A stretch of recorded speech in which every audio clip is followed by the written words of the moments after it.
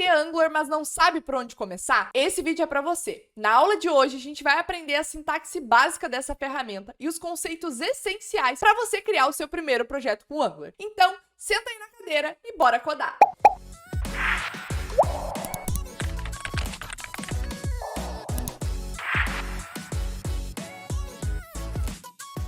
Então, antes da gente começar a criar o nosso primeiro projeto com Angular e entender mais sobre a sintaxe dessa ferramenta, eu queria explicar rapidamente para vocês o que é o Angular, né? Do que se trata o Angular. Bom, o primeiro ponto é que o Angular é um framework para desenvolvimento de aplicações web.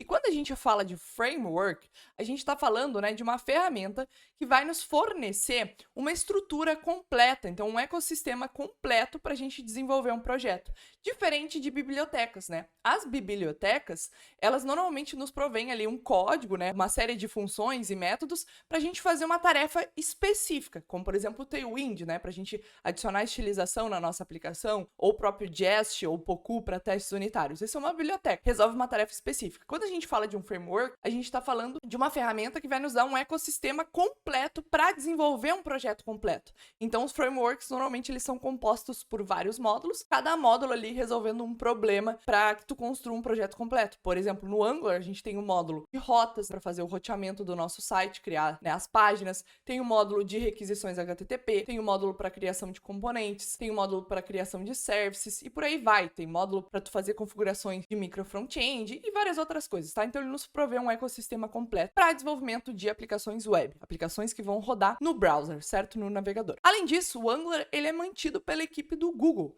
O que isso significa? Que todas as atualizações feitas no framework são realizadas ali pelo time do Google. Ou se não foram realizadas pelo time, elas passam pelo crivo do time do Google, passam pela avaliação deles antes de ser incorporada no framework, antes de ser incorporado na ferramenta. Isso traz uma base muito sólida para o framework, porque tu tem ali uma grande empresa por trás, cuidando de todas as atualizações e mantendo aquele framework. Então isso é muito interessante. Tem outros frameworks muito populares no mercado, como por exemplo o Next.js, o Vue e por aí vai, que também tem uma comunidade muito forte por trás mantendo o framework. Então isso é muito importante no momento da gente escolher qual ferramenta front-end a gente vai usar, é ver quem está por trás dessa ferramenta. Então esses frameworks que eu mencionei, normalmente ou eles têm uma empresa grande por trás, né, tomando conta, ou tem uma comunidade muito forte por trás. E isso traz ali uma robustez, né, uma base sólida para a ferramenta, porque a gente sabe que tem alguém ali olhando atentamente para isso e passando um crivo em tudo que vai ser incorporado de novo dentro da ferramenta, também cuidando para as partes de segurança, etc. Então isso corrobora aqui para o nosso terceiro ponto, que é, né, o Angular ele é uma plataforma sólida para a gente construir apps front-ends robustos, escaláveis e eficientes. Então, por ter todo esse time da equipe do Google por trás, ser utilizado em muitas empresas, o Angular já foi posto à prova muitas vezes e já foi incorporado várias atualizações, vários aperfeiçoamentos no framework, o que tornou ele cada vez mais uma plataforma mais sólida para a gente construir aplicações front-end, aplicações robustas que a gente possa entregar para os nossos clientes e ter ali milhões de clientes utilizando, com funcionalidades complexas e etc. E o quarto e último ponto é que o Angular, ele usa bastante conceitos de programação orientada a objetos. Então, se você ainda não conhece programação orientada a objetos, pode ser, né, que algumas coisas que a gente for vendo aqui ao longo do curso sejam novas para você. Se você ainda não conhece esses conceitos, eu vou tentar explicar ao máximo, mas é muito importante que você, junto com seus estudos com Angular, combine os estudos de programação orientada a objetos. E aqui no Angular, a gente vai utilizar o TypeScript. Então, a gente não escreve código em JavaScript puro, né? A gente vai utilizar o TypeScript, que vai adicionar ali a tipagem no JavaScript, né, e vai permitir que a gente utilize os conceitos de programação orientada a objetos.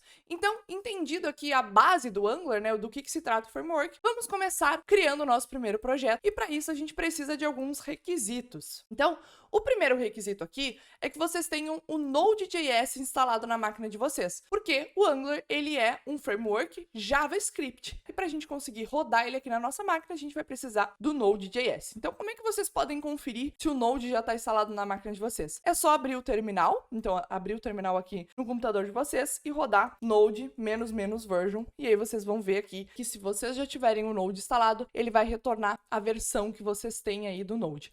Eu tô com a versão 22.4.1, mas vocês podem ter uma versão 18 ou mais nova, né? Mas tem que ser a partir da versão 18, porque a gente vai trabalhar com a versão 18 do Angular, certo? E aí, para a gente ter compatibilidade entre o Node e a versão do Angular que a gente está usando, a versão do Node de vocês tem que ser uma versão a partir da versão 18.19.1 do Node ou nova, né? Ou mais nova ainda. No meu caso aqui eu estou usando a 22. E aí, a gente vai fazer a instalação da CLI do Angular. Como é que a gente vai fazer essa instalação? A gente vai utilizar o NPM, que é o Package Manager aqui do Node. Então é só aqui no terminal, depois de verificar se o Node está instalado. Se você ainda não tiver o Node instalado, eu vou deixar aqui na descrição do vídeo um passo a passo completo para você fazer a instalação, que não cabe aqui no tema do vídeo, tá? Mas é algo super simples de fazer, não se preocupem. Depois de instalado o Node, a gente vai instalar a CLI do Angular. E aí, para isso, a gente vai usar o NPM e a gente vai fazer npm install -g @angular/CLI. Por que a gente está colocando esse "-g" aqui? É porque a gente está instalando de forma global. Então, a gente não está instalando o Angular somente nessa pasta onde a gente está. Quando a gente usa essa flag aqui "-g" do NPM, a gente indica aqui para o NPM que a gente quer instalar essa biblioteca de forma global. Aí, dessa maneira, a gente vai conseguir utilizar a CLI do Angular independente da pasta que a gente tiver aqui na nossa aplicação, na nossa máquina, no caso. Então, se eu tiver dentro da minha de trabalho, ou na minha pasta downloads,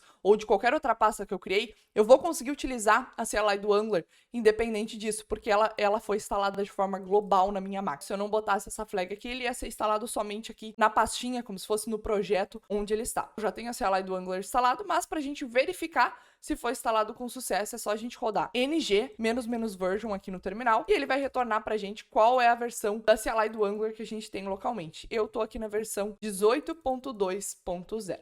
Então, feito aqui esses requisitos, a gente já pode começar com os tópicos aqui da nossa aula.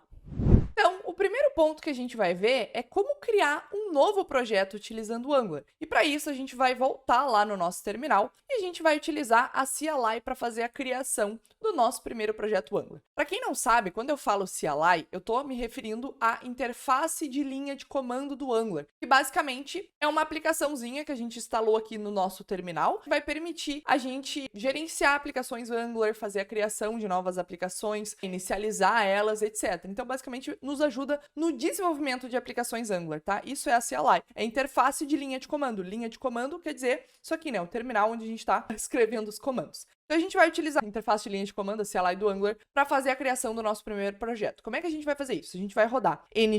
ng por quê? Porque a gente está invocando a CLI do Angular. Quando a gente escreve ng, a gente fez uma invocação aqui que a gente vai usar a CLI do Angular. Se eu quisesse usar um Node, eu usaria Node na frente. Então, tô só explicando para quem não esteja muito familiarizado aqui com o terminal. Então, ng new, por quê? Quero que a CLI crie um novo projeto, então um comando que a gente usa aqui é o new, e a gente vai dar um nome para esse projeto. Eu vou chamar de meu primeiro app, certo? Então, ng new, meu primeiro app. Vou dar um Enter e ele vai me fazer umas perguntas, né? Então, a CLI do Angular vai fazer umas perguntas pra gente para entender qual é o estilo de projeto Angular que eu quero criar, porque tem algumas configurações que a gente pode fazer já aqui no momento de criação do nosso projeto que vão ali nos auxiliar depois, né, quando a gente for desenvolver o projeto. Então, a primeira pergunta que ele faz é qual formato de style sheet eu quero utilizar, porque não existe hoje somente um formato de escrever CSS, né? Existe o CSS puro, mas a gente poderia trabalhar com o Sass, a gente poderia trabalhar com o Sass indentado, com o less, mas aqui no caso eu vou deixar CSS puro, porque não é o objetivo aqui do nosso curso entender formatações de style sheet. Então vamos deixar aqui com o CSS puro, vamos dar o Enter. Aí ele vai nos perguntar se a gente quer habilitar SSR e SSG, né? Server-Side Rendering e Static Generation. Esse é outro assunto também, certo? Não cabe aqui nesse curso, mas já tem uma live aqui no canal que eu fiz explicando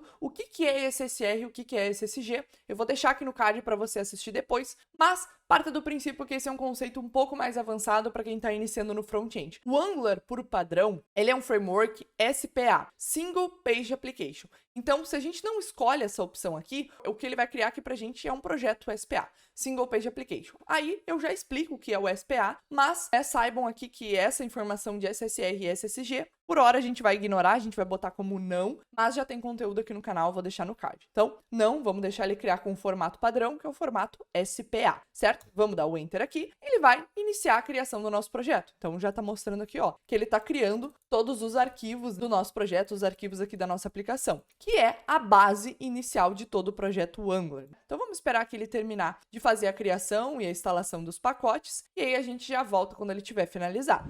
Então, eu já abri aqui meu VS Code e vamos começar pelos arquivos que estão aqui na raiz do nosso projeto, que não estão dentro de nenhuma pasta. Esse arquivo aqui, editor config, ele diz respeito a configurações aqui da nossa IDE, certo? Do nosso editor de código. Então não é nada específico ao Angular. Ele só vem configurado padrão, mas não é nada da aplicação Angular em si, e sim configurações aqui para formatação do nosso código. O outro arquivo que tem aqui embaixo é o gitignore. Esse arquivo aqui também não tem nada a ver com a aplicação Angular, ele é um arquivo do Git, certo? Do nosso repositório Git. Como a CLI do Angular, quando ela cria um projeto novo, ela já inicializa um novo repositório aqui do Git, ele já cria aqui esse gitignore pra gente. Basicamente, o que esse arquivo aqui faz é ignorar alguns arquivos aqui dentro do projeto. Então, basicamente, aqui o que ele está ignorando são arquivos de cache, arquivos resultantes do build ou arquivos específicos aqui do VS Code, tá? Como assim ignorando? Isso aqui significa que esses arquivos não estão comitados no histórico aqui do nosso projeto e eles também não vão aparecer caso a gente faça alguma alteração neles, exclua eles, etc. Eles não vão aparecer aqui pra gente comitar, não vão aparecer como alterados, porque a gente não tá traqueando eles aqui no nosso Git, a gente tá ignorando eles,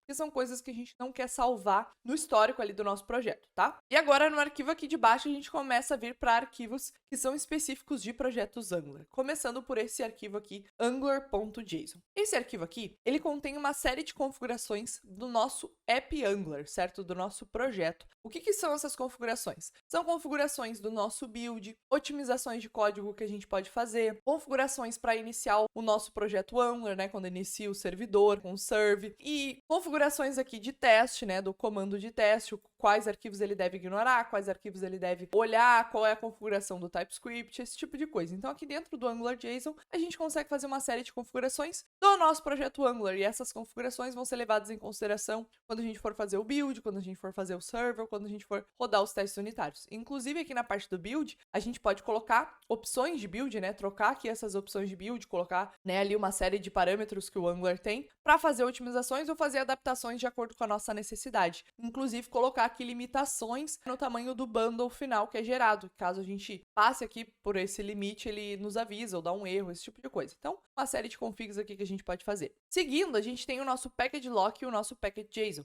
que são os arquivos aqui específicos do Node, né, do NPM, que vão ter as nossas dependências que o nosso projeto está usando e os nossos scripts aqui que a gente pode usar na CLI para rodar, né, o nosso projeto, buildar ele, rodar os testes unitários, e enfim. Então isso aqui são coisas específicas do Node. E aqui dentro do package lock a gente nada mais tem do que a informação certinha de todas as versões que a gente instalou aqui na nossa máquina, que está dentro aqui do nosso Node Modules, tá todas as bibliotecas que o NPM instalou pra gente, e aqui no package lock tá contendo todas as informações das versões e tudo certinho das bibliotecas que foram instaladas. Embaixo a gente tem o README, que é o README, né? Não tem muito o que falar, a gente pode usar como documentação do projeto, enfim. E por fim, a gente tem aqui o nosso tsconfig. Esse tsconfig é o arquivo que faz a configuração do TypeScript, certo? Então são configurações aqui para compilação do TypeScript e configurações também que a gente pode fazer de otimização e etc. E inclusive aqui configurações específicas do Angular, certo? Da utilização do Angular junto com o TypeScript. Esse tsconfig.json é a configuração global do nosso TypeScript, configuração que se aplica a todo o projeto. E aí a gente tem o arquivo aqui tsconfig.app.json e o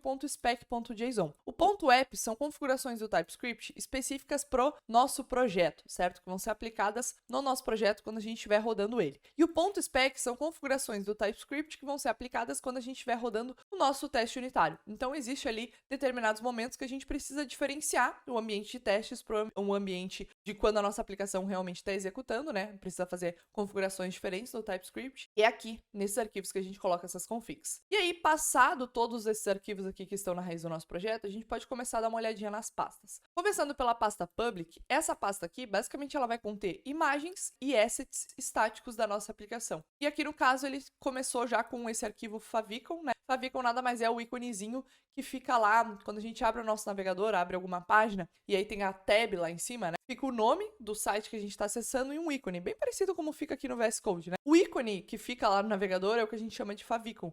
E aqui o projeto Angular, por default, já vem com esse favicon aqui do Angular. Vamos deixar ele aqui, mas quando a gente for fazer um nosso projeto mesmo dentro da nossa empresa ou de algum cliente nosso, a gente vai substituir isso aqui, né? E aí a gente chega enfim, nos códigos fontes aqui do nosso projeto, que fica dentro da pasta source. E aí vamos começar pelos arquivos que estão aqui na raiz da pasta source. Começando pelo arquivo styles.css, aqui a gente vai colocar toda a estilização global do nosso projeto. Então, tudo que é tipo de estilização com CSS que a gente quer aplicar para todos os componentes, para tudo dentro da nossa aplicação, a gente deixa dentro desse arquivo styles. É o nosso arquivo de CSS global. Aí, em seguida, nós temos o nosso main.ts. Esse main.ts é basicamente o entry point da nossa aplicação Angular. Ele que faz o bootstrap do nosso app Angular. Ele que dá o pontapé inicial do nosso projeto Angular. Inclusive, passando aqui qual o componente que vai ser invocado e quais as configurações estão sendo passadas para ele. E a gente já vai entrar aqui nesses dois arquivos também para entender do que eles se tratam. E aí, por fim, aqui na raiz da pasta source, a gente tem o nosso arquivo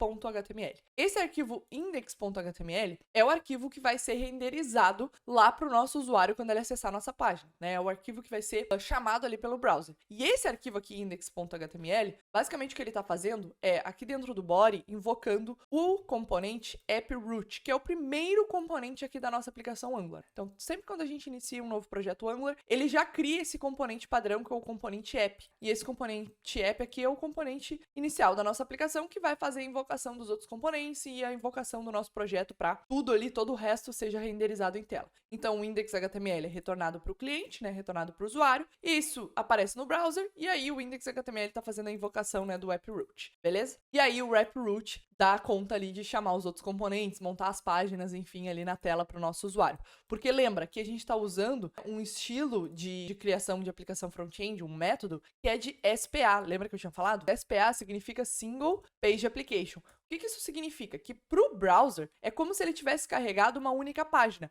O browser vai requisitar somente esse arquivo index.html e todas as navegações que o meu usuário fizer dentro do meu app não vão sair desse arquivo index.html. É tudo para o browser como se fosse o mesmo arquivo index.html, como se ele estivesse sempre na mesma página, por isso que se chama single page. Porque para quem não sabe, antes da criação desses frameworks front-end, como é que a gente criava diferentes páginas ali na nossa aplicação front? A gente criava diferentes arquivos HTML, cada arquivo representando uma página. E aí quando o usuário trocava de página, então quando a gente trocava ali qual era a página que a gente queria acessar, basicamente o que a gente fazia era utilizar o href ali, uma âncora, alguma coisa assim, para fazer a navegação para um outro arquivo HTML, e aí o browser requisitava esse outro arquivo lá para o servidor onde estava a nossa aplicação front, e aí a tela era renderizada, né, a outra página. No caso aqui de aplicações SPA, o browser vai requisitar somente esse index.html, e na visão dele ele vai estar sempre aqui nesse index.html. Mesmo que visualmente o usuário está trocando de página, no fundo dos panos ele está sempre no mesmo arquivo HTML. E aí quem vai fazer a renderização das páginas, trocar as coisas em tela, é o JavaScript. A gente não vai estar trocando o HTML por baixo, o HTML puro, né, estático. O que a gente vai estar fazendo é manipulando o que está sendo exibido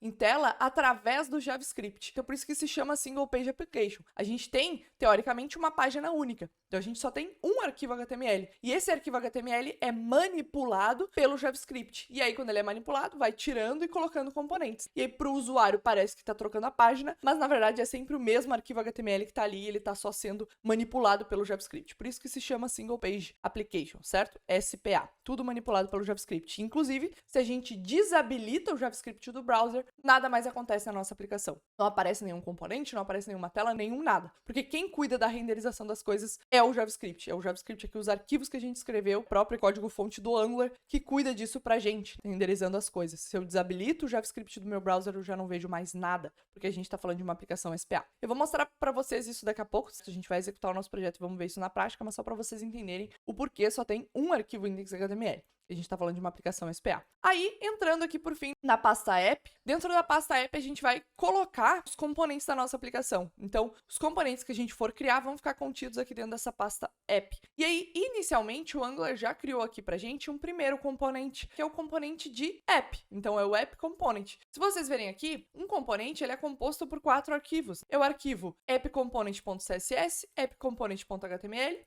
.spec e .ts. São os 4 arquivos aqui que compõem um componente aqui no Angular. A gente já vai entrar nesse assunto também, quando a gente for criar o nosso primeiro componente, mas só entendam que esses 4 arquivos aqui, todos eles dizem respeito ao mesmo componente, que é o meu componente app component, que é o componente que contém o seletor app_root, né, que está sendo invocado aqui pelo index.html. Então, o index.html nada mais está fazendo do que invocando esse componente aqui, tá? E aí, por fim, a gente tem esses 2 outros arquivos que aí sim não dizem respeito a um componente, tá? Esse appconfig e approute.ts, eles dizem respeito a configurações aqui do nosso projeto Angular e não a um componente específico. Esse fconfig nada mais é do que um arquivo de configuração que vai dizer para o Angular como ele deve renderizar os nossos componentes. Então, quais providers ele deve injetar, como é que ele deve fazer a injeção das coisas. Porque o Angular, de novo, como eu mencionei, vai cuidar de toda a parte ali da renderização pra gente. A gente não cuida disso, né? A gente só cria os nossos componentes, escreve o nosso CSS, o nosso HTML, mas quem cuida ali de toda a estrutura da aplicação, né, a renderização dela, etc., é o Angular.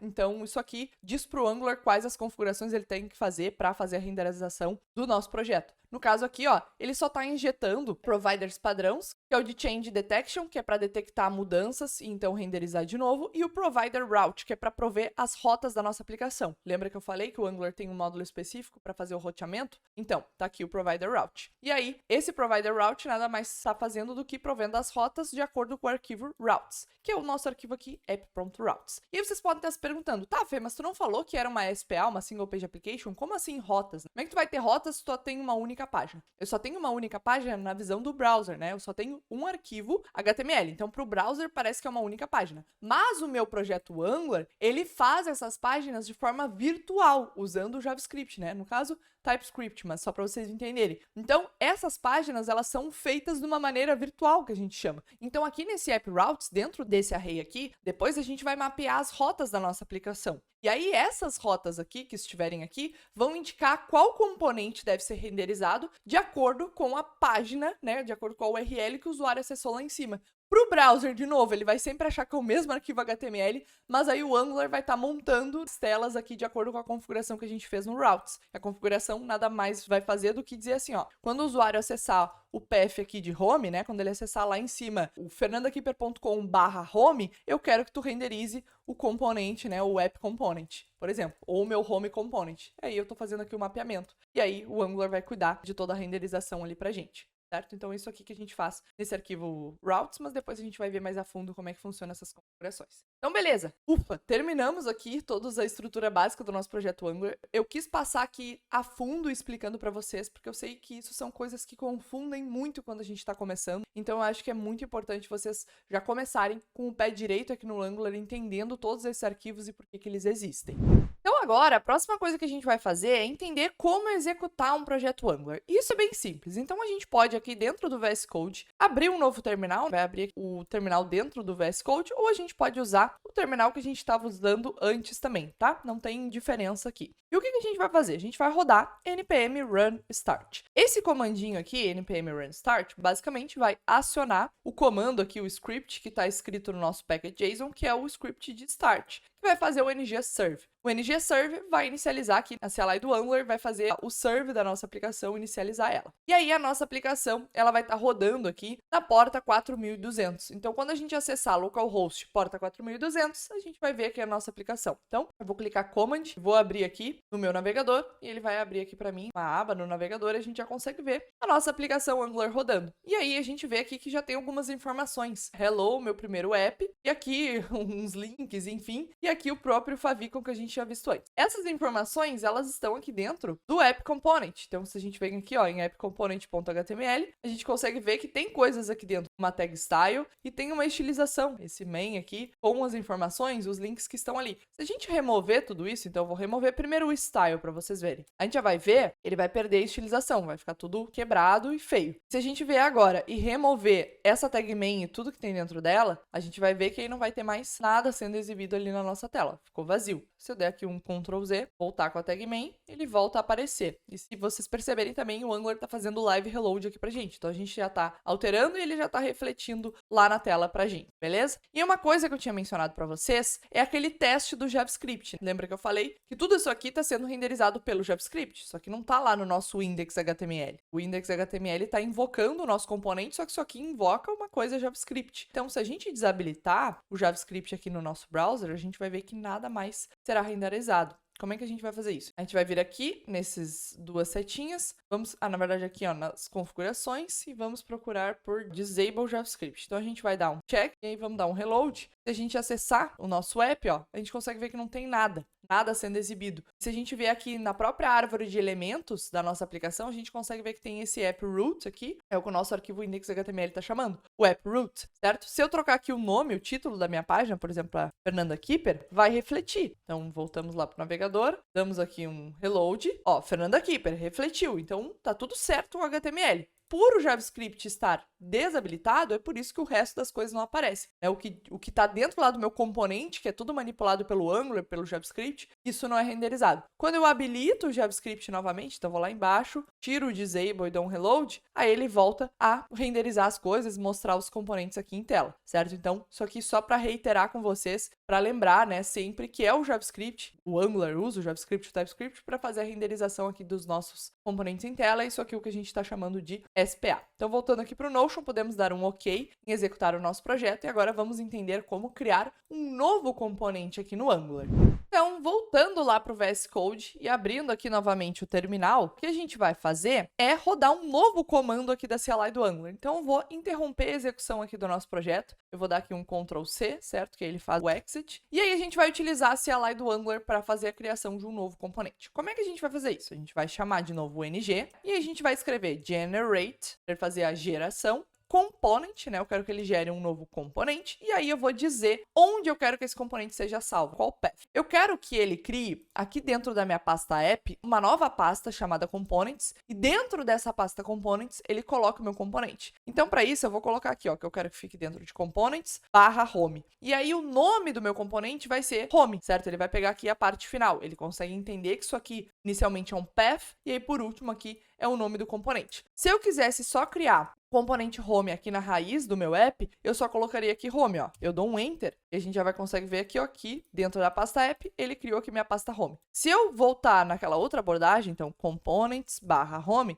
vocês vão ver que ele vai criar a pasta components e então colocar o componente home dentro dela. Então vou dar um enter, aí ele criou a pasta components e aí dentro de components, ó, tem uma outra pasta que é a pasta home, que aí contém meu componente home. Então eu vou excluir esse outro home aqui que a gente criou, fazer um delete aqui, e vou deixar só esse que está dentro de components. Porque é um padrão aqui da comunidade do Angular, certo? A gente criar os componentes da nossa aplicação dentro de uma pastinha components. Eu poderia nomear essa pasta de qualquer outra coisa, certo? Não precisa ser components aqui para ser lá e funcionar. Mas o padrão da comunidade é chamar ela de components, por isso que eu dei esse nome, certo? E aí a gente vai entrar aqui no nosso novo componente e vamos entender a estrutura básica agora de um componente aqui do Angular. Então, voltando aqui no Notion, podemos dar um OK na criação de componente e vamos entender a estrutura dos componentes. Então, vamos lá. Os componentes, como eu tinha mencionado para vocês, eles são compostos aqui no Angular por 4 arquivos. Começando pelo arquivo aqui de CSS, é o arquivo que vai conter as estilizações desse componente. Então, tudo que a gente quiser colocar relacionado a CSS para esse componente, né, para estilizar ele, a gente coloca dentro do arquivo CSS dele, certo? É o arquivo de style sheet desse componente. Segundamente, a gente tem o nosso arquivo HTML. Esse arquivo HTML vai conter o template desse nosso componente. Então, literalmente vai conter ali as tags HTML, né? A estrutura HTML do nosso componente. Por quê? Mesmo que toda a renderização seja manipulada via JavaScript, mesmo que a gente esteja trabalhando com o framework JavaScript, se a gente quer construir, no final, um projeto front-end, né? Uma aplicação front-end, a gente tem que usar HTML. Tudo bem que é o JavaScript que vai injetar esse HTML lá no index depois e montar as coisas, mas tem um HTML aqui, certo? E é aqui que a gente vai escrever o HTML desse componente. Seguindo, a gente tem o nosso arquivo aqui de spec, que é o arquivo de testes unitários. Então, por padrão aqui no Angular, ele já cria os componentes com um arquivo de teste unitário atrelado a ele e já está fazendo um testezinho básico, que é só vendo se o componente está sendo criado, né? Se a primeira renderização dele está funcionando, se o componente não está quebrando, por assim dizer. Eu já venho com esse testezinho aqui básico. E aí, por fim, a gente tem o arquivo aqui TypeScript do nosso componente. Esse arquivo TypeScript é a classe que vai representar o nosso componente. Então, é que dentro dessa classe que a gente vai deixar a lógica do nosso componente, todas as coisas dinâmicas que ele vai fazer. Se vocês perceberem, ele tem aqui um export class e aí o nome do componente, né? Component. E é aqui dentro dessa classe que a gente vai colocar as lógicas do nosso componente, a dinamicidade do nosso componente. Mas isso a gente vai ver em seguida. Em cima dessa classe, vocês devem ter percebido que tem esse decorador aqui um tanto engraçado, né? Um tanto estranho para quem não conhece decorators ainda. Que é esse @component. component. Esse arroba component, basicamente o que ele está fazendo é indicando para o Angular que essa classe aqui, ela representa um componente, né? Porque eu posso criar um arquivo TypeScript aqui qualquer, meu arquivo, e ele ser um arquivo .ts e eu criar aqui uma nova classe. Eu posso fazer isso, criar uma nova classe TypeScript. Só que essa classe aqui, ela não representa um componente. Como é que eu sei que ela não representa um componente? Porque ela não tem o decorator de componente. Então, quando eu quiser que uma classe represente um componente, ela tem que ter esse arroba component em cima. Para quando o Angular for fazer a renderização da nossa aplicação, for montar a nossa aplicação em tela, ele consiga entender o que cada arquivo representa. E essa decoração aqui, arroba component, basicamente está compondo o componente. Então, está dizendo, ó, qual é a URL do template desse componente? Ah, é /home.component.html. Então, o template tem que ser pego desse arquivo HTML aqui. Qual é o style sheet, né? Da onde eu pego o arquivo de estilização desse componente? Ah, tá dentro de home.component.css. Então, a gente faz o mapeamento de todo o nosso componente aqui dentro. E aí, tem mais algumas configurações aqui. A gente tem essa configuração de selector, que é o seletor, que a gente chama, que é como a gente vai se referir a esse componente quando a gente quiser utilizar esse componente em outro componente. Então, lembra aqui, ó, que a gente tem o nosso app component e o seletor desse app component é root. Se a gente quisesse utilizar o nosso componente de home aqui dentro do nosso app component, que foi o nosso componente inicial, a gente tem que ter uma forma de usar ele, chamar ele. E a gente faz isso através do seletor. Eu já vou mostrar como é que a gente vai fazer isso lá no HTML depois. Mas vocês têm que entender que esse seletor é basicamente para que outros componentes depois consigam se referir a esse componente. E aí, seguindo, a gente tem essa configuração aqui standalone, que basicamente é para a gente utilizar componentes que estão standalone, que não possuem módulos. Isso aqui é uma coisa nova no Angular, certo? Antes o Angular funcionava tudo com módulos, então todos os imports que a gente precisava fazer para um componente, os providers que a gente precisava dar para ele, a gente precisava que ele tivesse um módulo atrelado e que esse componente tivesse declarado dentro do módulo para ele consumir ali os providers e os imports daquele módulo. Com o standalone components, agora a gente não precisa mais que um component seja declarado dentro de um módulo do Angular. Todas as declarações do que esse componente utiliza pode ficar aqui dentro do próprio componente, né? Contido no componente. E é contido dentro desse array aqui de imports. Então, tudo que meu componente for usar de módulos extras do Angular, eu coloco aqui dentro de imports. Ou de outros módulos que eu criei, né? Módulos terceiros, por exemplo. Então, se eu quiser usar o common module do Angular, eu boto aqui nos imports o common module e eu já consigo usar todas as funções, enfim, que vêm desse common module do Angular. Se eu quero usar, por exemplo, o router module, né, o módulo de roteamento do Angular para fazer alguma configuração específica, eu importo, coloco aqui nos imports, essa minha classe já vai ter a visão, já vai conseguir usar tudo que vem lá de dentro desse módulo. Se eu quiser utilizar um módulo de uma biblioteca terceira, por exemplo, a biblioteca XYZ, né, eu fiz o install dela aqui no meu projeto e quero usar, e ela exporta um módulo Angular, eu importaria aqui, né, o XYZ module, que vem dessa biblioteca. Eu conseguiria usar as funções, as classes que vem lá desse módulo, certo? Sem dar erro aqui no Angular. Então, basicamente, nesses imports, a gente vai usar para importar as coisas que o nosso componente vai usar, certo? As coisas aqui empacotadas em formatos de módulos, certo? Módulos e services, enfim. Então, essa é a estrutura básica de um componente aqui do Angular. A gente já pode dar um OK aqui na estrutura dos componentes. E agora a gente vai entender como é que a gente pode usar esse componente. Então, a gente criou um componentezinho. Vamos vir aqui no HTML e vamos trocar para um oi do vídeo, certo? E agora eu quero fazer com que esse oi do vídeo seja exibido lá no nosso navegador. Eu quero tirar essa coisa aqui padrão que veio do Angular e eu quero que ele exiba o meu componente de home, que está dizendo oi do vídeo. Como é que a gente faz isso? Então, para a gente conseguir utilizar esse componente que a gente criou dentro de outro componente, tem basicamente dois passos que a gente vai precisar fazer. O primeiro deles é entrar no componente no qual a gente quer utilizar esse outro componente. A gente entra nele e aqui dentro do array de imports desse componente, a gente vai ter que colocar o nome do componente que a gente acabou de criar, que no caso é o home component. Então, basicamente, o que eu estou dizendo é que o app component vai utilizar o home component, né? Ele precisa estar dentro aqui dos imports. E aí agora eu tenho que ir lá no template do meu componente app, entrar aqui no HTML dele, que é o template que a gente chama, e chamar o meu componente home através do seu seletor. Então, vou vir aqui, excluir tudo que tinha, né, que o Angular colocou por padrão, para a gente colocar somente o seletor aqui do nosso app home. Então, eu vou vir aqui, vou colocar app home, fechar aqui a tag. E a gente utiliza os componentes em formato assim, né? A gente coloca o nome do seletor e aí nessa estruturinha aqui de tag, como se fosse uma tag HTML. E agora, se a gente executar o nosso projeto, então vamos dar um clear aqui, npm run start, certo? E abrir lá o nosso navegador, a gente já vai ver aqui o nosso oi do vídeo, nas duas abas que já estava aberto. Oi do vídeo que está mostrando o nosso componente lá, o nosso componente home. Se eu mudar aqui, ó, oi do vídeo, eu volto aqui e ele trocou, certo? O meu componente app já está conseguindo utilizar o meu componente home. Mas eu vou mostrar mais umas coisas aqui interessantes para vocês, certo? Nesse tópico. Olha só, se a gente entra aqui no template do nosso componente app, a gente vai ver que ao embaixo do nosso app home tem esse router outlet aqui. Esse router outlet é o output das rotas do Angular. Lembra que a gente viu esse arquivo aqui app.routes.ts? Esse arquivo app.routes.ts mapeia as rotas. O que é esse mapeamento das rotas? Basicamente é dizendo, para o path tal, utiliza o componente tal, né? Como eu mostrei para vocês. No nosso caso, a gente não tem nenhuma rota aqui dentro. Então, se eu vier aqui no meu app component, no template dele, excluir esse router outlet, nada vai acontecer lá na minha tela, né? Vai continuar como está. Mas, se agora eu vier aqui, remover o meu app home de dentro do meu app component e deixar vazio, ele não vai mostrar mais nada. Beleza. Mas agora eu quero vir aqui no meu app routes e mapear uma nova rota. Eu quero fazer um mapeamento de uma rota. Onde eu vou colocar aqui que o path é o path vazio, né? O path padrão. O que é o path vazio? É aqui o path root do nosso domínio. No caso, o root da nossa aplicação.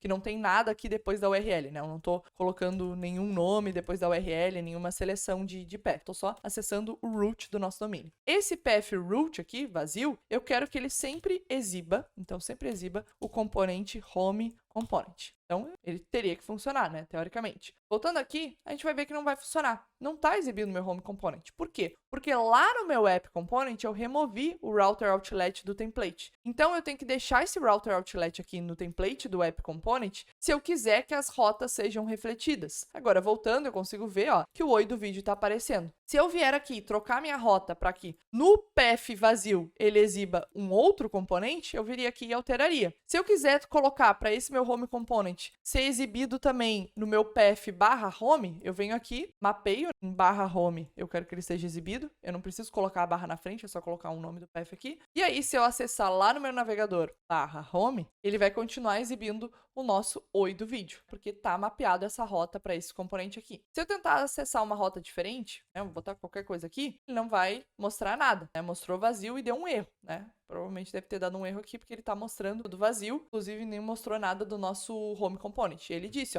error, runtime cannot match any routes. Então, ele não conseguiu fazer nenhum match desse path aqui com alguma rota que tivesse mapeada aqui no meu arquivo de configuração de rotas, né? Então, isso aqui deu um erro. E aí, se a gente perceber, ele acabou quebrando, né, a minha aplicação Angular e mostrando aqui um vazio. Mas se eu der um reload, ele vai mostrar meu home component, porque ele vai ter um match aqui desse path root com o meu home component aqui. Então, teoricamente, era para ele exibir nosso home component. Tá demorando um pouco. Aqui, oi do vídeo. E se eu acesso agora outro path que não existe, né, por exemplo, não existe, ele dá o erro de novo e vai quebrar. E provavelmente vai mostrar ali no console log, né, que ele não conseguiu fazer o match desse não existe com alguma rota lá. Então, beleza, entendemos como utilizar esses nossos componentes, inclusive como utilizar eles dentro de um outro componente e como utilizar eles aqui nas rotas. Então, a gente pode vir aqui no Notion, dar um OK para o utilizando componente. Inclusive, eu vou botar aqui um subtópico, né, que foi através das rotas simples, né? Então, a gente aprendeu como utilizar aqui as rotas simples do Angular.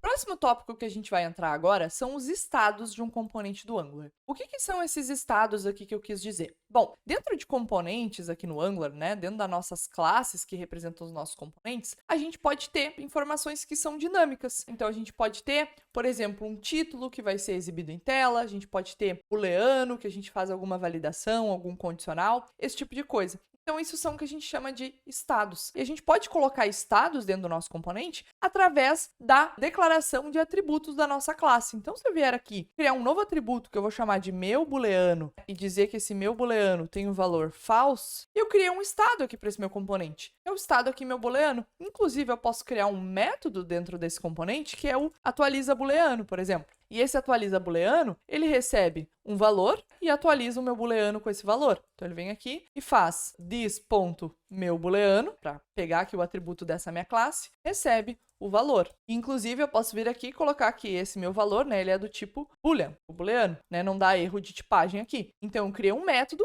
que recebe um parâmetro, tipei esse meu parâmetro, falando que ele é um booleano, e aí eu atribuí esse parâmetro ao meu atributo meu booleano, né, que eu já tinha criado aqui. Se a gente colocar o mouse em cima, a gente vai ver aqui, ó, que o próprio VS Code mostra pra gente que isso é uma propriedade da nossa classe, da classe Home Component, né, uma propriedade dela, e o tipo dessa propriedade é um boolean. Se eu troco aqui esse false, né, no momento da declaração dessa variável pela primeira vez, se eu troco o false para uma string, por exemplo, Fernanda, eu vou botar o mouse aqui por cima, a gente vai ver, ó, que a propriedade mudou para o tipo string. E quando eu tento fazer essa atribuição aqui de um valor booleano para minha variável, ele começa a dar erro. Ele diz, ó, o type boolean não pode ser atribuído ao tipo string. Então, aqui a gente pode criar estados dentro dos nossos componentes e, inclusive, fazer a atualização deles, a manipulação deles, mas sempre respeitando os tipos, né? A gente está trabalhando aqui com tipagem, usando o TypeScript. Então, a gente tem que estar muito atento a isso. Isso é algo que confunde bastante o pessoal que está acostumado com JavaScript puro. Vem aqui e acha que consegue ficar atualizando aqui os dados, fazendo as transformações, né, em runtime, mas com TypeScript não é assim. A gente tem que respeitar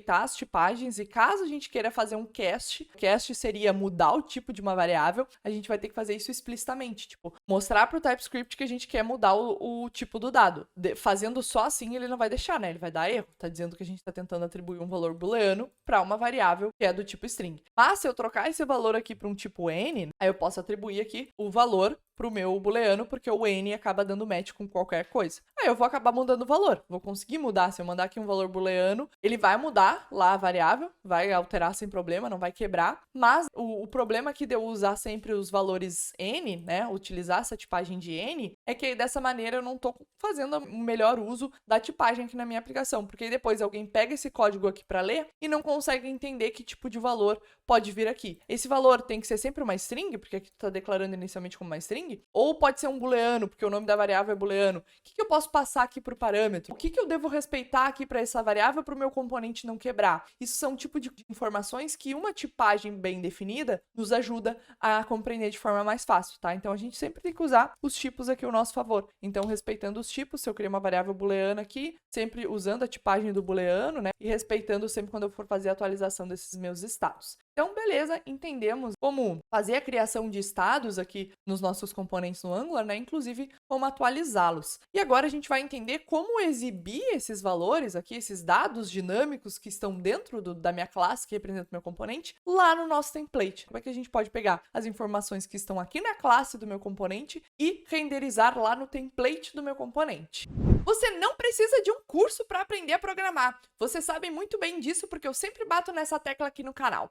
Porém, um curso pode te dar mais direcionamento caso você esteja no começo ou esteja estagnado, para você aprender padrões que são utilizados no mercado e evoluir de uma forma mais rápida. Por isso, eu vim mencionar rapidamente para vocês sobre a nossa patrocinadora, que é a Rocket City. Para quem não conhece, a Rocket City é uma escola de programação na qual eu sou ex-aluna, então eu aprendi a programar React e Node.js lá na Rocket.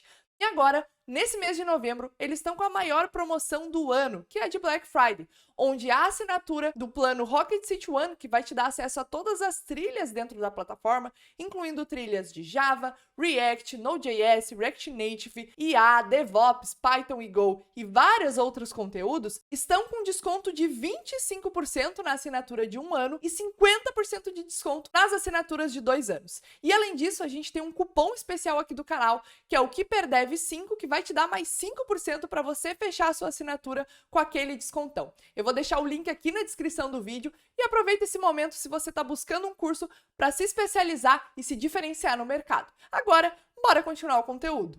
E agora, continuando aqui os nossos tópicos, a gente vai entender como é que a gente utiliza atributos dinâmicos no Angular. E primeiro a gente precisa entender o que são atributos dinâmicos. Então, às vezes, a gente quer modificar o nosso HTML, né, os atributos do nosso HTML dinamicamente. Então, tem algumas informações que a gente pode passar para os nossos elementos HTML que a gente pode querer obter essas informações lá da nossa classe, né, da classe do nosso componente. Por exemplo, né, um elemento que é um botão, ele pode conter o atributo de AreaLabel, por exemplo. Esse atributo aqui, se eu colocar ele direto aqui no meu template HTML, né, botar aqui o atributo, ele vai ser um atributo estático. Então, eu estou declarando aqui ele estaticamente no meu HTML. Mas se eu quisesse que essa informação aqui que eu atribuí ao AreaLabel viesse lá da minha classe, né, do meu home component, eu estaria fazendo um atributo dinâmico que a gente chama. Então, pegando isso dinamicamente lá da nossa classe. Só que tem aqui um problema. O que a gente pensa aqui em fazer? Bom, naturalmente a gente ia pensar em vir aqui e colocar, né, as chaves duplas para tentar passar um valor aqui de AreaLabel para esse nosso botão, certo? De forma dinâmica. Só que aí vai dar erro, não vai funcionar. E por que isso acontece? Porque esses atributos aqui do tipo area, né, e também aqueles datas, a gente não consegue passar dessa forma. Se eu estivesse usando um atributo que é mais padrão, assim, por exemplo, o ID, eu conseguiria usar com as chaves duplas. Eu venho aqui, boto que o meu botão tem um ID personalizado e pego esse valor lá do meu template, né? Posso botar aqui o meu ID button e declarar isso aqui no JavaScript e utilizar lá no nosso template HTML. Isso aqui funcionaria, certo? Inclusive, a gente pode abrir aqui o browser para ver, ó, se eu vier aqui, pressionar, né, olhar esse meu botão, a gente vai ver que ele tá aqui com o ID que eu coloquei. Perfeito. Mas aquele atributo lá, qualquer que a gente estava usando antes, ele não funciona dessa forma, a gente não consegue usar assim. Para a gente conseguir fazer o bind, né, dessa informação que está vindo lá da minha classe para dentro desse atributo AreaLabel, a gente vai precisar de uma abordagem diferente, que é a seguinte, ó. Ao invés de usar chaves, a gente vai usar colchetes, só que os colchetes vão ficar em volta do nome do nosso atributo. Aqui eu vou trocar para colchetes e vou tirar as chaves aqui. E ao invés de chaves, eu vou colocar uma string, certo? Aqui eu vou botar ID button. E aí na frente desse AreaLabel, eu vou colocar esse prefixo aqui, que é o attr ponto, certo? Que eu estou acessando o atributo AreaLabel e passando o valor aqui de ID button. Se eu volto aqui pro HTML, dou uma inspecionada na nossa página, ó, a gente já consegue ver, ó, que ele tá com o AreaLabel aqui, que a gente passou. Porque esse atributo aqui, AreaLabel, é um atributo que não é dos defaults aqui dos elementos HTML. Mas eu posso fazer a mesma abordagem para os atributos default. Por exemplo, se eu quisesse passar um ID, né, que nem eu tinha dado o exemplo antes, eu posso vir aqui e trocar esse attr.AreaLabel para só ID. Deixar o ID entre colchetes e aí usar assim no formato de string. Vai continuar funcionando. Então, se a gente volta lá pro nosso HTML, certo? Ele continua aqui aparecendo. Aparecendo aqui. Então, isso aqui funciona. Mas os nossos atributos dinâmicos, como por exemplo o AreaLabel, não funcionaria. Eu posso, inclusive, passar um atributo que eu inventar. Então, eu posso vir aqui, ó, attr.teste do vídeo. É um atributo que eu criei, é um atributo dinâmico. Lembra que eu falei, ó, não é um atributo default do elemento HTML. Eu criei aqui um atributo teste do vídeo. Se eu vier aqui inspecionar os meus elementos HTML e olhar para o nosso botão, a gente vai ver, ó, que ele está aqui com o atributo teste do vídeo. Então, essa é a diferença. Quando eu estou usando um atributo que é default de elementos HTML, né, que vem do HTML mesmo, é nativo do HTML, vamos dizer assim, como por exemplo o ID, por exemplo também o class, né, que é as classes, esses tipos de atributo que são nativos do HTML, eu posso usar dessas duas formas, ou com colchetes ou com as chaves duplas, como eu tinha mostrado. Mas quando são atributos dinâmicos, como por exemplo os areas, os datas, esse tipo de coisa que a gente usa às vezes para acessibilidade da nossa página, ou para alguma manipulação do teste unitário, ou para alguma outra manipulação que a gente vai fazer, esses atributos que a gente cria, ou que são convencionais, mas não são nativos do elemento HTML, a gente tem que utilizar esse formato aqui de attr, ponto, e aí o nome do atributo, e aí a gente consegue fazer a injeção do valor para ele, certo? Se a gente não estivesse passando um valor dinâmico, eu só declararia aqui um atributo, né, meu atributo, botaria aqui no meu HTML e segue vida. Não é um valor dinâmico, eu sigo fazendo como eu faria no HTML normalmente, mas como eu estou tentando pegar um valor que está lá na classe, eu tenho que seguir essa abordagem, certo?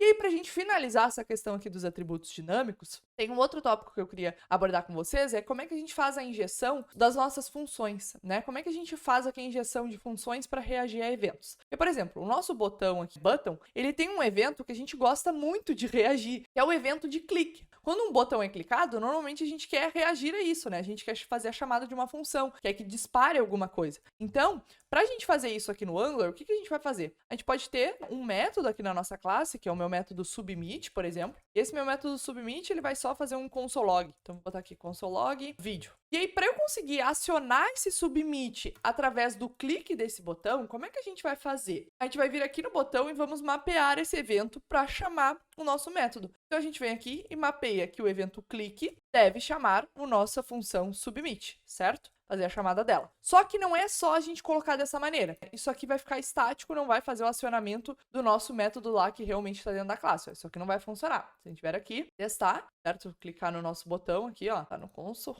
não vai funcionar, certo? Isso aqui não funciona porque o Angler não tá entendendo que a gente tá querendo, né, injetar um método que existe lá dentro da nossa classe. Pra gente deixar claro pro Angler, pra ele conseguir fazer isso, a gente tem que colocar aqui, ao em volta do nosso evento que a gente tá querendo observar, os parênteses. Então aqui a gente utiliza parênteses, certo? E aí dessa forma ele já reconhece aqui, ó, que esse submit é uma função. E aí agora, se eu volto lá pro nosso HTML, aqui, ó, clico no nosso botão, né, ele já aparece vídeo, vídeo, vídeo, porque agora tá funcionando. Se eu tento colocar aqui um método que não existe, então aqui, ó, método não existe, ele já vai dar erro. Por que ele vai dar erro? Porque aqui eu tô dizendo, ó, que eu vou fazer um bind de um método que tá lá dentro da classe. Só que tu tá tentando fazer um bind de um método que não existe. O método que não existe lá no teu home component. Então a gente faz dessa forma. E se vocês perceberem, eu não coloquei aqui na frente onClick. Eu coloquei só click, né? Esse é o nome aqui do evento pro Angular. Então volto aqui, ó, no reload, né, da nossa aplicação, tento clicar, ele não vai funcionar, porque o nome do evento aqui pro Angular não é onClick, é só click, né, o nome do evento. Como é que a gente pode saber aqui os nomes dos eventos para a gente utilizar nos nossos templates HTML, para conseguir fazer o mapeamento correto? A gente pode vir aqui no Google, procurar, né, por HTML Events Angular. E ele vai ter aqui, ó, nosso event binding, que é o que a gente está fazendo, né? A gente está fazendo binding de um evento.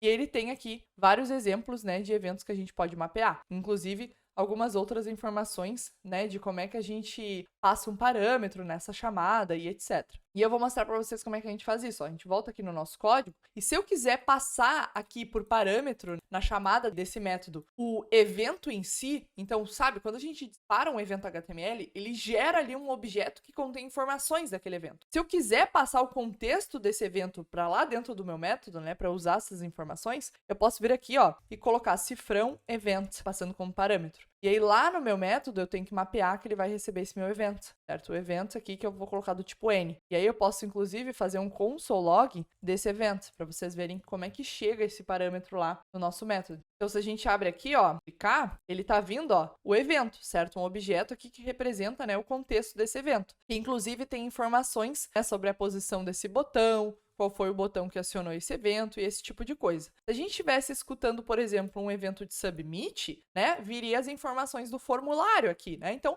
mesma coisa que a gente faz no HTML normal, de manipular o evento, né, de ter as informações do evento, a gente faz aqui no Angular. E para a gente receber essas informações é usando esse cifrão evento aqui, que o Angular vai injetar para nós o contexto do evento. Da mesma forma como a gente faz com todos os eventos do HTML, com o mouse on, mouse over, o submit, o onClick, todos esses eventos que existem no HTML, a gente consegue fazer aqui no Angular e receber ele de parâmetro aqui para o nosso método para a gente manipular. É dessa maneira aqui. Então, podemos dar um ok aqui também, já entendemos como utilizar os atributos dinâmicos e agora a gente vai passar para a parte dos loops e condicionais. Então, voltando lá para o nosso código, vamos começar com os condicionais. Então, digamos aqui que eu tenho um valor booleano, certo? Que vou representar aqui, por exemplo, deve mostrar, né? Eu vou chamar de deve mostrar título. Então, vai ser o nome aqui do nosso booleano. Deve mostrar título. E ele vai começar como false. Aí, lá no meu template HTML, eu quero mostrar um título, né? Eu quero exibir o título para o usuário somente se a minha variável deve mostrar título, né? Se meu atributo deve mostrar título for verdadeiro. Se não for verdadeiro, eu não quero mostrar. Como é que a gente faz isso? A gente vai utilizar aqui os condicionais do Angular, que no caso é através aqui da sintaxe dos ifs. Então, a gente vai usar aqui o @if. Então, dentro desse @if, no bloco if, a gente vai colocar a nossa condição. Então, se eu if deve mostrar título, então eu vou exibir o meu título. Vou abrir aqui as chaves para fazer a exibição. Eu vou botar aqui, por exemplo, um H1, meu título. Fiz um condicional. Voltando lá para o navegador, a gente não deveria estar vendo o nosso título, certo? Agora, se eu trocar aqui o deve mostrar título para true, a gente deveria visualizar o título.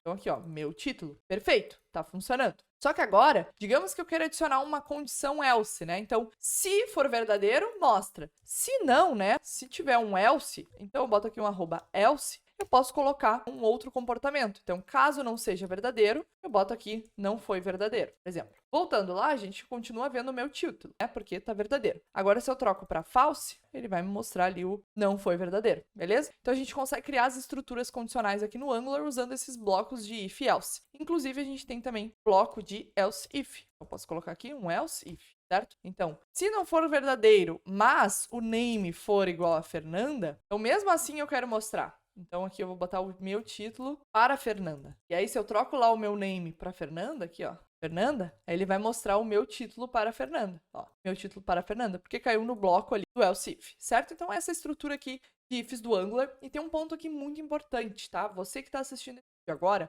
essa é a estrutura de condicionais do Angular das versões mais recentes do Angular. Antigamente, né, nas versões mais antigas, não se fazia dessa forma. Então, se você estiver trabalhando com uma versão 13, 12, por exemplo, né, ou até as versões mais antigas ainda do Angular, talvez você veja os condicionais nesse formato aqui, ó. Então, a gente vai criar, por exemplo, aqui o meu título, certo? Vou criar, deixa eu dar um Ctrl Z. Vou pegar aqui o meu título, certo? Vou colocar ele aqui. E aí, para eu exibir isso aqui de forma condicional, como é que a gente fazia no Angular antigo? A gente colocava assim, ó, asterisco, ngIf, e aí aqui colocava qual era a condicional que a gente queria observar, que é o deve mostrar título. E aí funcionava dessa maneira. É as diretivas aqui do Angular que a gente chama, né? E aí, para isso funcionar, eu ainda tenho que importar o Common Module, porque essa diretiva ela vem dentro do Common Module do Angular, que é o módulo que contém essas funcionalidades mais comuns assim, do Angular. Aí, importando o Common Module, ele funcionaria, ó. Ele não vai estar exibindo o título, porque está como false, né? Mas se eu trocar aqui, ó, para true, ele vai exibir os dois títulos, né? Ele vai exibir o nosso condicional ali de baixo e vai exibir esse aqui também, tá com ngIf. Voltando aqui, ó, os dois meus títulos. Então, é assim que funcionava nos Angulars mais antigos. Só que isso aqui não era muito legal porque era difícil a gente criar essas estruturas aqui de else. Então, da gente fazer condições extras, né? A gente só conseguia fazer uma condicional e caso eu quisesse fazer um else para isso, o que que a gente fazia? Ou eu vinha aqui e botava isso aqui negado, né? Então,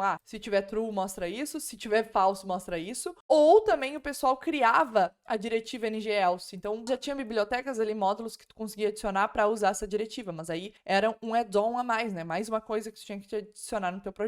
Então, por isso que isso aqui acabou ficando defasado e nas novas versões aí do Angular veio essa nova sintaxe aqui, que eu pessoalmente prefiro, tá? Eu acho melhor. Então, entendemos como são os condicionais. Agora vamos passar para os loops, né? Os loops é bem parecido aqui com as estruturas dos condicionais, só que ao invés de fazer um @if, a gente vai fazer um @for. E eu vou colocar aqui o nome do item que eu vou estar querendo exibir. Então, por exemplo, aqui meu item. Eu vou botar off, então, meu list items. E eu tenho que, obviamente, né, se eu estou fazendo um loop, eu estou loopando através de algo que seja iterável, né? Então, uma lista. Eu venho aqui, posso criar uma lista, meu list items. Criei aqui minha list items. Aí eu faço o loop, né? Pego cada um dos itens da minha list item. E aí, a gente vai ter que colocar aqui ponto e vírgula, e então track item. O que é esse track aqui? Certo? Esse track é uma propriedade do nosso loop que basicamente vai ajudar o Angular a renderizar a nossa lista. Então, quando a gente está renderizando uma lista de elementos, né, essa lista ela pode ser modificada. A gente pode colocar um elemento mais para baixo, mais para cima, remover elementos, enfim, né, modificar os elementos que estão nessa lista. E esse track aqui vai garantir que o Angular vai conseguir fazer o track correto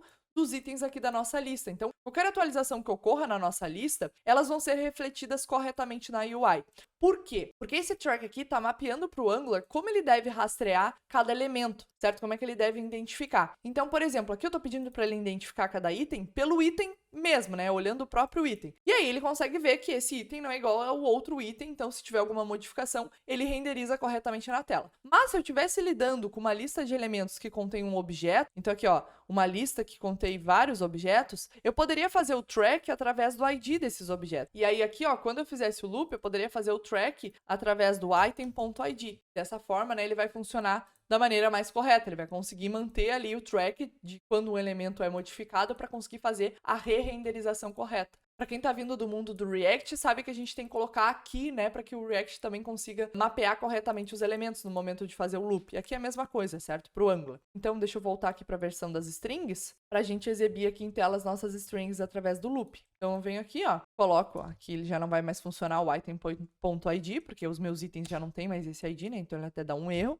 Eu vou colocar aqui um parágrafo e vou exibir a informação do meu item, né? Usando as chaves duplas que a gente já aprendeu. E vou exibir essa informação. Voltando lá, ó, a gente já consegue ver aqui nossos itens sendo renderizados em tela. Então, essa é a forma da gente fazer condicionais, só que a gente está usando a sintaxe mais nova dos loops. Só que eu vou mostrar isso na sintaxe antiga também para vocês. Então, se eu quisesse fazer um for na sintaxe mais antiga do Angular, como é que eu ia fazer? Eu ia pegar aqui o meu P, certo? Parágrafo, e colocar a diretiva asterisco ngFor. Da mesma forma que aqui era ngIf, né? Eu acabei excluindo, mas o ngIf era a diretiva antiga para a gente fazer, né, os condicionais, agora é ngFor. E o que eu tinha que fazer? Eu tinha que fazer aqui um let, né? Como se eu estivesse declarando uma variável, let item of list items, certo? Fazia dessa forma aqui. E aí, eu vim aqui, conseguia renderizar esse meu item. Aí, aparecia aqui os meus parágrafos em tela, ó. Estão aparecendo aqui embaixo, certo? Então, essa aqui era a sintaxe antiga do Angular para a gente fazer a construção dos loops, mas eu também prefiro a sintaxe nova aqui do @for, acho que fica mais claro o que está acontecendo aqui, certo? Então, voltando aqui para o Notion, terminamos a parte de loops e condicionais e vamos para a última parte da nossa aula de hoje, que são os services, que é a forma da gente compartilhar a lógica entre os nossos componentes Angular. Então, os services aqui no Angular é um conceito da gente compartilhar lógica, certo? Então, o que isso significa? Bom, quando a gente vai aqui na classe que representa o nosso componente, a gente pode escrever diversos métodos aqui dentro que realizam alguma operação, que fazem uma chamada para o back-end, que formatam o meu formulário, que adicionam uma máscara no meu input, qualquer coisa, né? A gente pode colocar qualquer lógica aqui dentro do nosso componente e utilizar isso no nosso template, né? Fazer isso manipular as informações que está aparecendo para o usuário, enfim, certo? Só que, se a gente quisesse pegar esse mesmo método que tem aqui no meu home component e usar em outro componente, eu não conseguiria fazer esse acesso direto ao método do meu home component, né? Então, eu precisaria, por exemplo, duplicar esse método. Eu teria o método declarado. Então, eu precisaria, por exemplo, duplicar esse método. Eu teria o método declarado aqui dentro, né, do nosso home component e dentro do meu outro componente também. Viria aqui e duplicaria o método, certo? Teria código duplicado. Se eu quisesse compartilhar essa lógica entre os componentes, Então, se eu quisesse compartilhar essa lógica aqui entre os componentes, o que eu posso fazer é criar um service. Como é que a gente faz isso? Aqui pelo terminal, ó, vou abrir mais uma aba no meu terminal, a gente vai usar a CLI do Angular novamente, né? Então, a gente vai vir aqui, vamos escrever ng generate, e uma coisa importante que eu não mostrei, generate, e uma coisa interessante que eu não mostrei antes é que a gente pode abreviar. Então, eu não preciso colocar generate inteiro, eu posso colocar só ng, g, né? Só abreviar para g. E aqui, eu colocaria para ele gerar um service, certo? Mas, inclusive, eu posso abreviar também. Não preciso escrever service, eu posso colocar só um S. Da mesma forma que se eu fosse gerar um componente, em vez de escrever component, eu colocaria só um ng-c, né? Generate component. Isso aqui está abreviando. Então, ng generate service, e o nome do meu service vai ser submit, envia formulário, né? Vai ser o nome do meu service. E eu quero salvar ele dentro da minha pastinha services / envia formulário. Se eu dou um enter aqui, ó, a CLI do Angular já vai gerar para mim, aqui dentro da pasta services que ele acabou de criar, um envia formulário service, certo? E aqui dentro dessa classe, eu posso colocar aquele nosso método lá, submit, certo? Ele aqui. Colocar ele aqui dentro, mas em vez de submit, vai ser tipo, envia informação para o back-end, né? O submit tem que estar lá no meu componente mesmo, que vai ser a reação do meu botão. Mas aqui, envia informação para o back-end. Aqui, por exemplo, eu recebo a informação, né? Que é uma string. Digamos aqui, uma string. Faço o envio para o back-end. Digamos que esse meu console.log aqui está, né, enviando para o back-end. Né? Que aqui poderia ter... Aqui eu poderia conter, né, várias linhas de lógica, formatando essa informação, chamando o back-end, formatando a resposta do back-end, etc. Mas aqui eu estou colocando um console.log. E aí eu consigo reaproveitar esse método aqui, envia informação para o back-end, tanto no meu home component, quanto no meu app component. E aí como é que eu faço isso? Eu venho aqui no meu componente e eu coloco aqui que ele tem um novo atributo, certo? Aqui que eu vou chamar de envia formulário service, certo? E aí, para que o Angular injete uma instância do envia formulário service para mim, a gente vai usar o inject aqui. Eu vou vir aqui, ó, chamar de inject, certo? Vem dentro do Angular Core e eu quero que ele injete para mim um envia formulário service, certo? Ele vai fazer a injeção aqui de uma instância, né, desse tipo aqui, um objeto que tem o tipo envia formulário service, que vai ser uma instância dessa classe aqui. Certo? E eu consigo usar esse meu envia formulário service aqui nos meus métodos ou ao longo da minha classe, certo? Isso aqui é costume, né, é padrão aqui na comunidade a gente deixar como um atributo privado. Então, a gente coloca o private na frente. E aí, o que eu faço aqui? Eu crio minha função de submit, certo? Que vai ser acionada pelo clique do meu botão. E essa minha função de submit, ela vai chamar o meu envia formulário service, ponto envia informação para o back-end, né? Enviando informação. E aí, dessa forma, eu compartilhei a lógica. Se eu quisesse utilizar isso aqui lá no meu app component, eu fazia a mesma coisa, certo? Eu não preciso ficar reescrevendo esse código. Isso aqui tudo está composto lá no meu service, eu consigo reutilizar essa lógica aqui, certo? E aí, por exemplo, esse meu submit podia ser disparado aqui pelo nosso botão, né? Inclusive, tirar aqui o @event, não quero que ele passe nada. Vai ser só, né, disparado. A gente vem aqui, abre a nossa aplicação, clica no botão, ó, enviando para o back-end, certo? Está funcionando. Então, isso aqui é muito legal. E aí, só dando uma olhadinha aqui mais a fundo no service, eu quero mostrar uma coisa para vocês. Eu passei aqui rapidamente pela classe do service, mas vocês devem ter percebido que ele tem essa decoração aqui de @injectable em cima, né? Então, da mesma forma que os nossos componentes tinham @component em cima deles, os services aqui eles são decorados com esse @injectable, certo? E aí, ele tem essa configuração aqui, que é o provide in, que basicamente vai dizer em quais locais do meu projeto esse service vai poder ser acessado, certo? Vai poder ser consumido. No caso aqui, ele vem por padrão com provide in root. Dessa forma, com provide in root, ele consegue ser acessado ao longo de toda a nossa aplicação, certo? E pouquíssimas vezes você vai precisar mudar isso aqui. Normalmente, a gente já utiliza com o provide in root aqui mesmo, e dessa forma o meu service é acessível por toda a minha aplicação, beleza? Que foi ali o acesso que a gente fez pelo nosso Home Component sem problema algum. E aí a gente pode voltar aqui para o nosso Notion e dar um ok nessa parte de services. E aí, para fechar com chave de ouro, eu vou trazer 2 tópicos extras aqui pra gente, que eu acho que acabou faltando nessa primeira parte aqui do curso, que é, né, como enviar informações de um componente para o outro. E a gente vai aprender aqui como utilizar o @input e o @output. Então a gente vai aprender a usar esses 2 decoradores aqui só para finalizar a nossa aula. Então, deixa eu só ajeitar aqui no Notion, porque tá me dando um toque isso daqui. Agora sim, a gente pode voltar lá para a nossa classe e eu vou mostrar para vocês como é que a gente consegue passar uma informação que está dentro aqui do nosso App Component para dentro do Home Component, por exemplo, né? Como é que a gente faz o trânsito dessas informações? Bom, se a gente vier aqui no nosso Home Component, a gente pode declarar que o nosso Home Component, ele recebe um atributo que é decorado com tipo input, né? Então, eu posso chamar aqui de input, eu vou chamar de minha props de fora, né? Isso aqui, essa informação veio de fora. E eu vou dizer que o tipo dela é uma string. Aí o TypeScript vai me reclamar porque eu não tenho nenhum inicializador para essa variável. Aí o que a gente faz? A gente coloca aqui ponto de exclamação, que é basicamente eu dizendo para o TypeScript assim, ó, isso aqui vai ser inicializado, te acalma, tá? Não vai ser agora, mas vai ser, eu tenho certeza que vai ser. Então a gente coloca aqui o asterisco, certo? A gente coloca aqui a exclamação, certo? Aí agora, lá no nosso App Component, quando a gente for utilizar o nosso Home Component, por exemplo, vindo aqui e utilizo o meu App Home, para eu passar essa informação para o meu App Home, eu posso fazer assim, ó. Eu passo aqui através de um atributo. Então, minha props de fora é igual, né, um valor aleatório. E aí, eu venho aqui no meu Home Component e mostro essa informação. Então, deixa eu tirar tudo isso aqui colocado. Vou deixar só um H1 exibindo aqui a minha props de fora. A gente volta lá para o navegador, dá um reload. Já consegue ver aqui, ó, o valor aleatório, que está vindo lá do nosso App Component, certo? Ele está passando essa informação aqui para dentro do nosso Home Component. E aí, inclusive, a gente pode vir aqui no nosso Home Component, renomear o nome dessa variável. Então, eu posso receber isso através de um nome name, certo? Mas aqui dentro do meu componente, eu utilizo como valor de minha props de fora, ou teste, né? Então, aqui no meu template, eu tenho que utilizar como teste. Só que lá no App Component, quando eu for passar esse valor, agora eu vou ter que passar como name, né? Porque eu renomeei. Eu posso manter o mesmo nome, eu recebo de um nome e uso através do mesmo nome dentro do meu componente, ou eu posso dizer que eu recebo com um nome, mas transformando para essa variável aqui, para essa variável teste. Aí se a gente voltar lá, ó, continua funcionando. Se eu tento passar aqui com um outro nome pelo App Component, ó, se eu boto um valor, ó, nome errado, né? Não é o nome da propriedade de verdade, ele vai dar erro, não vai mostrar nada aqui, ó, não vai conseguir passar. Tem que passar com o nome que eu mapeei lá, certo? Então, esse é o input. Isso aqui é muito poderoso para a gente passar a informação de um componente para o outro.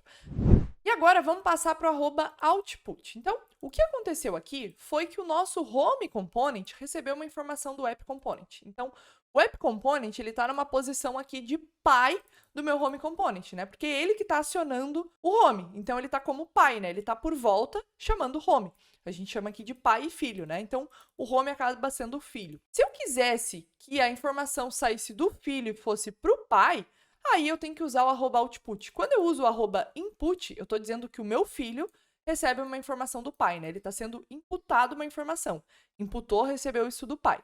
Agora, para ele mandar uma informação para o pai, aí eu utilizo o @output. Então agora eu vou fazer com que uma informação que está dentro do meu home vá para o meu app component, certo? Vou fazer o caminho inverso.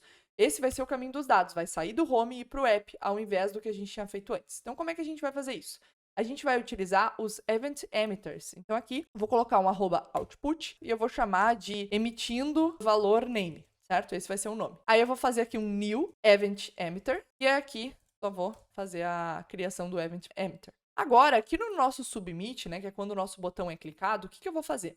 Eu vou chamar o nosso this.emitindo valor name. E basicamente o que eu vou passar aqui por parâmetro é o nosso emitindo valor name.emit, né? Vou fazer uma emissão de um valor, estou transmitindo uma informação e eu vou passar esse valor, que é o nosso valor name. Estou só transmitindo o valor name, certo? E aqui, inclusive, eu posso mapear que aqui ele é um event emitter de string, né? Para eu já ter o tipo certinho. Então, quando ele emite alguma informação, ele emite uma string, respeitando aqui o tipo. E aqui eu precisava fazer this.name para estar certinho. Beleza, então estou emitindo o meu name e aqui eu estou dizendo que é um event emitter de string. Agora, como é que eu escuto essa informação lá pelo meu app component? Bom, eu venho aqui e no momento de eu declarar o meu home component, né, de eu colocar ele aqui no meu template, o que eu vou fazer é colocar algo para escutar esse meu emitindo valor name. Então, eu chamo isso aqui como se fosse um evento dessa tag HTML, né? Tá vendo aqui que eu tô usando os parênteses por volta, que nem a gente fez antes nos event bindings, né? Aqui é a mesma coisa, a gente tá fazendo um event binding. Um evento que tá acontecendo é esse emitindo o valor name. E aí, quando esse evento acontecer, o que eu quero fazer? Eu quero chamar minha função de lugar, sei lá. E aí, eu quero que essa minha função receba um parâmetro, né? Que é o evento. Eu quero que ela receba o evento que foi emitido. Aí eu venho aqui no meu app component e crio a função logar, que recebe um evento, que é uma string. E aí eu vou fazer o console.log, né? Vou logar essa informação. console.log do evento. Então, olha só, olha o fluxo dos dados. Aqui eu criei, dentro do meu home component, um output, porque o meu home component está jogando uma informação para fora, né? Ele está fazendo o output de uma informação, ele está se comunicando com o elemento pai dele, está jogando uma informação para fora. Esse nosso output é um event emitter, que é basicamente um emissor de eventos, que emite eventos do tipo string. Isso aqui seria, né, que ele vai emitir strings quando ele acontecer. No nosso submit, ou seja, quando o nosso botão é clicado, e aqui a gente acabou tirando o botão, mas deixa eu botar aqui o nosso botão de novo, para botar o clique aqui do nosso botão, chamar a nossa função submit. Então, quando o nosso botão é clicado, ele acaba acionando esse nosso emissor de eventos, né, que emite o valor name. Aí eu estou fazendo aqui .emit para emitir um evento e passando o meu this.name, certo? Passando aqui o nome desse componente. Poderia passar qualquer outra informação, certo? Isso aqui é uma forma da gente criar um túnel entre o pai e o filho para o filho poder passar informações para o pai.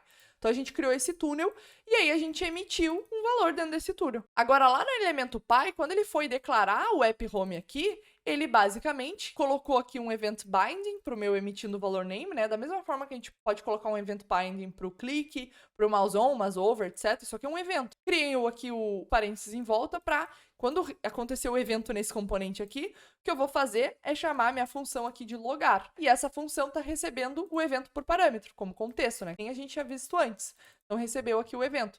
E aí, a minha função logar pega e loga esse evento. Então, quando a gente volta aqui para o nosso navegador, ele está com 2 botões, deixa eu ver por quê. Eu deixei 2 botões aqui. Home, button. Está com 2 botões porque eu estou lá com o router outlet. Vou comentar aqui o router outlet, beleza? E o valor aleatório e o clique, certo? Quando eu clicar aqui, era para ele logar Fernanda, Fernanda, Fernanda. Da onde está vindo esse Fernanda aqui? É exatamente o que o nosso home component está emitindo lá para o nosso app component. E aí o app component está logando isso.